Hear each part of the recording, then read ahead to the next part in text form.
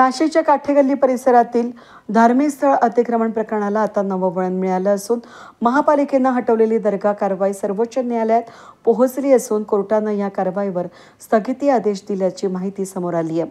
मात्र यावर नाशिक महापालिकेने स्पष्ट भूमिका घेतली असून महापालिकेच्या अतिरिक्त आयुक्त स्मिता झगडे यांनी यावर खुलासा करत सांगितलं की सर्वोच्च न्यायालयात याचिका दाखल झाली असली तरी महापालिकेला या संदर्भात कोणतीही अधिकृत नोटीस प्राप्त झालेली नाही। आम्हाला याबाबत कोणतीही कल्पना नव्हती आणि सध्या जी माहिती दिली जात आहे ती पूर्णतः चुकीची आहे। त्यांनी सांगितलं की ही दर्गा महापालिकेच्या ओपन स्पेसमध्ये अनधिकृतपणे उभारलेली होती। स्थानिक नागरिकांकडून अतिक्रमणाच्या अनेक तक्रारी प्राप्त झाल्या होत्या। शासन निर्णय 2011 आणि 2016च्या आदेशानुसारच ही कारवाई करण्यात आली आहे। ही कारवाई संपूर्णपणे कायदेशीर आहे। अशा प्रकारची सुप्रीम कोर्टामध्ये कुठली केस दाखल आहे या बाबतीमध्ये महानगरपालिकेला कुठलीही नोटीस प्राप्त झालेली नाही आणि अशा प्रकारचा कुठला स्टे आहे हे देखील महानगरपालिकेला असं कुठलाही स्टेची ऑर्डर प्राप्त झालेली नाही।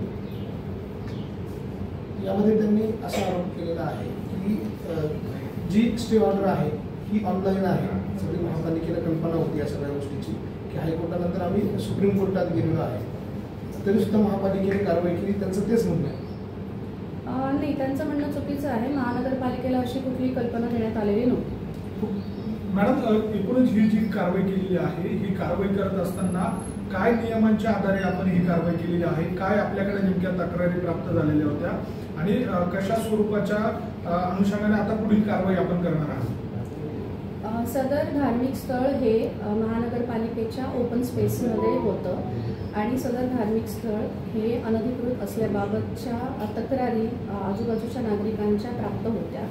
तसेच जो धार्मिक स्थळ म्हणजे अनधिकृत धार्मिक स्थळ निष्कासित करण्याबाबतचा जो शासन निर्णय आहे 2011चा आणि 2016चा, त्यामध्ये अशा प्रकारची धार्मिक स्थळ निष्कासित करण्याची कारवाई नमूद करण्यात आलेली आहे।